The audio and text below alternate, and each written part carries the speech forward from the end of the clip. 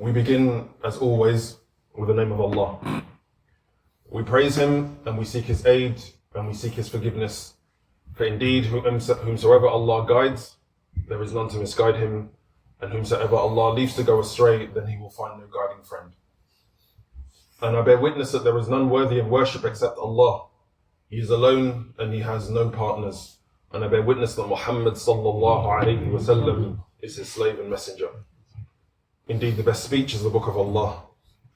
And the best guidance is the guidance of Muhammad sallallahu alayhi wasallam.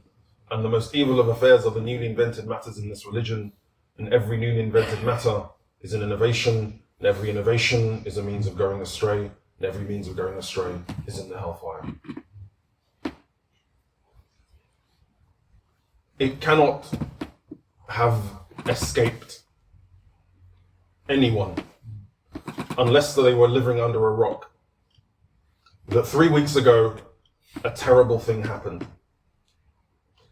An occupying power that enjoys both political and financial support from Western countries to the tune of about 4 billion in a defense budget from the United States.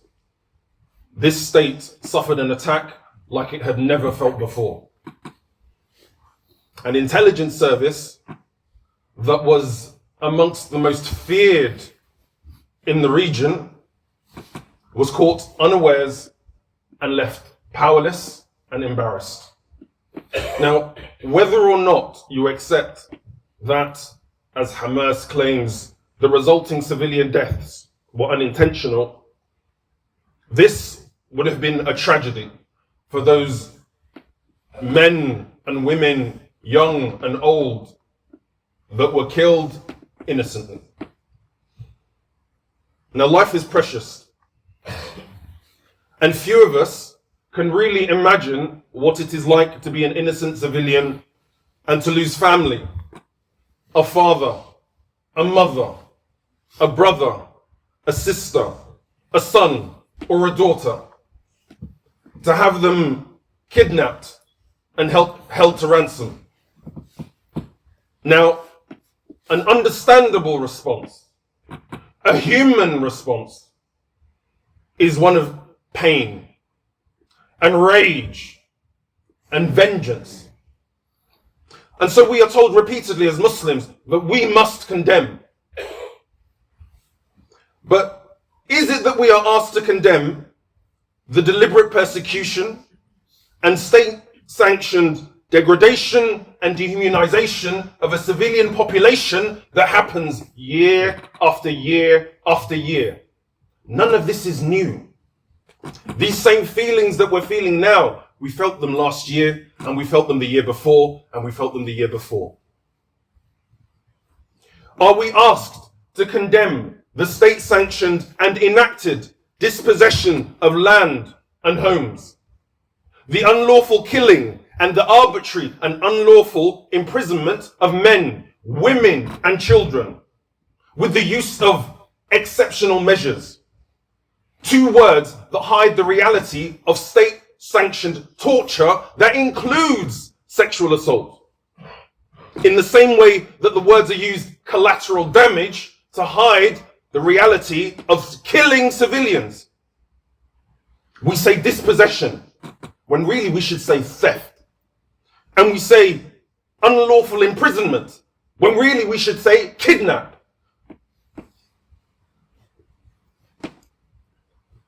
Now, what of the human response?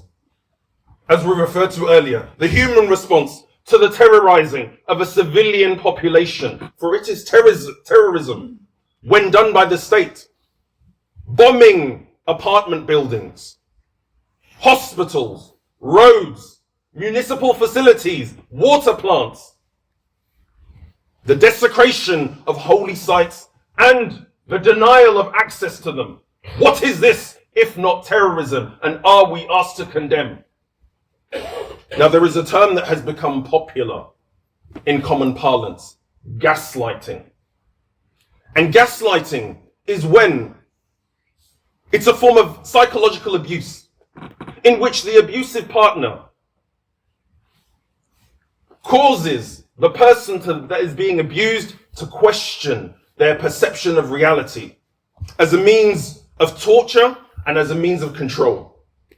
Now, at the moment, there is a significant and persistent effort to gaslight the Palestinians, to gaslight the Muslims, to gaslight those people who have any type of conscience, both Jewish and non-Jewish, both within Palestine and outside Palestine, both within Israel and outside of Israel, who see the unfolding events and say, this is unjust, this is criminal, this cannot continue.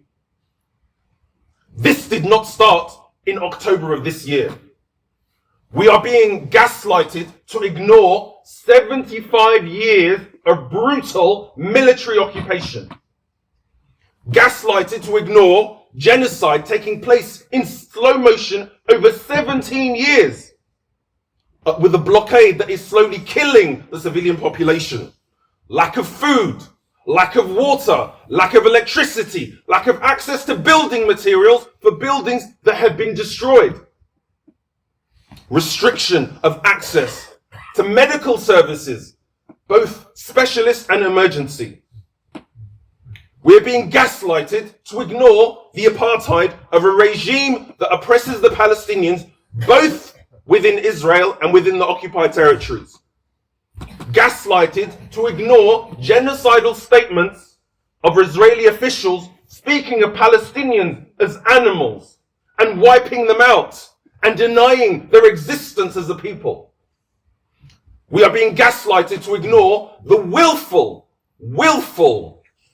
breaking of numerous UN conventions as to the rights of the Palestinians and the duties of the Israelis as an occupying power. We are gaslighted to ignore the meeting of peaceful protest. There has been peaceful protest, but it has been met with violence and oppression and repression and suppression. We are being gaslighted to ignore the targeting of journalists seeking the truth and the intimidation and silencing of voices of its own citizens, condemning the state of the government, the state of the military, and refusing participation within it. We are being gaslighted to interpret the calls of those who call for a ceasefire from a military power that is supported, as we have said, by the richest economies in the West, supported both politically and financially. We are being gaslighted when we ask for a ceasefire from them, as if we are saying it is a denial of their right to self-defense. This power that has already killed multiples of its own dead within this conflict, and not to speak of conflicts before. But they should be aware. And they should beware. And this is a Muslim. This is a lesson for the Muslim and the non-Muslim alike. Now, how many tyrants and oppressors through time have come to nothing? Arrogance and oppression are a terrible combination. The Rasul sallallahu alayhi wa sallam said, اتقوا الظلم فإن الظلم ظلمات يوم القيامة. Beware of oppression. The time when people will seek light, and they will need light from Allah. The Rasul sallallahu alayhi wa sallam, beware of oppression, for oppression will come يوم القيامة as a darkness. And as Allah said in the Qur'an, وَكَمْ مِنْ قَرْيَةٍ هِيَ أَشَدُّ مِنْكُمْ قُوَّةً أَهْلَكْنَاهُمْ لَمَّا ظَلَمُوا. And how many towns who were superior in might to your town that drove you out? We destroyed them, and there were none to help them. And as Allah says, like those before you, they were stronger than you in power and more abundant in wealth and children. They enjoyed their portion of this life, and you have enjoyed your portion of this life as they enjoyed their portion. And you have engaged in vanities like they engaged in vanities. They are those whose deeds have become worthless in this life and the hereafter, and it is they who are the losers. Now, contrary to the depictions that we see in the press, or that we hear from the ignorant, both amongst Muslims and non-Muslims, the first respite of the Muslim is not violence. The Rasul sallallahu alayhi wa sallam said, لا تتمنوا لقاء العدو واسألوا الله العافية. Don't hope that you should meet your enemies and ask Allah for safety. But he also said, فَإِذَا لَقِيتُمُوهُمْ فَاصْبِرُوا. But if you meet them and if you must fight them, then have sabr. وَاعْلَمُوا أَنَّ الْجَنَّةَ تَحْتَ ظِلَالِ السُّيُوفِ. And know that Jannah for you is under the shade of swords. They are having patience in Gaza and the West Bank that we must not forget, where violence has also increased. But for us, watching them and seeing them, we must take a lesson. As Allah has said, أَمْ حَسِبْتُمْ أَن تَدْخُلُوا الْجَنَّةِ وَلَمَّا يَأْتِكُمْ مَثَلُ الَّذِينَ خَلَوْا مِنْ قَبْلِكُمْ مَسَّتْهُمُ الْبَأْسَاءُ وَالضَّرَّاءُ وَزُلْزِلُوا حَتَّى يَقُولَ الرَّسُولُ وَالَّذِينَ آمَنُوا مَعَهُ مَتَى نَصْرُ اللَّهِ أَلَا إِنَّ نَصْرَ اللَّهِ قَرِيبٌ. Did you think that you would enter Jannah, and there has not come to you that which came to those before you? They were beset by hardship and difficulty, and they were shaken until the Prophet and those who were with him said, when will come the Nasr? When will come the victory? When will come the aid of Allah? Indeed, the aid of Allah is close. أَمْ حَسِبْتُمْ أَن تَدْخُلُوا الْجَنَّةِ وَلَمَّا يَعْلَمِ اللَّهُ الَّذِينَ جَاهَدُوا مِنْكُمْ وَيَعْلَمَ الصَّابِرِينَ. Do you think that you will enter Jannah, and Allah has not yet made it known, made it clear, the ones who will strive, who will fight, who will struggle in His cause, and the ones who will have patience? The sunnah of Allah is that no state is permanent. Whether that state is good or whether that state is bad. And for the Muslims, there is in this a lesson. As the Rasul sallallahu alayhi wa sallam has said, عَجَبًا لِأَمْرِ الْمُؤْمِنِ إِنَّ أَمْرَهُ كُلَّهُ خَيْرٌ وَمَا ذَلِكَ إِلَّا لِلْمُؤْمِنِ. How amazing is the matter of the believer. Indeed, everything from the affairs of the believer is good, and that is only for the believer. إِنْ أَصَابَتْهُ سَرَّاءُ شَكَرٌ فَكَانَ خَيْرًا لَهُ.